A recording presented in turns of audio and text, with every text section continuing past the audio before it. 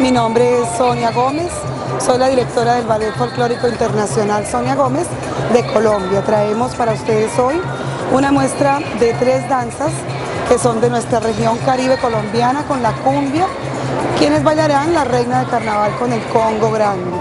Luego pasaremos a bailar el sanjuanero huilense, que es el baile típico de nuestro departamento del Huila, de donde nosotros venimos, y terminaremos con los macheteros de Antioquia, donde bailarán una pareja música de la zona cafetera de Colombia.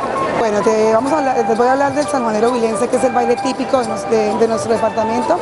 Los pasos básicos son el caminado, el bambuqueado y los 3/4 o contradanza.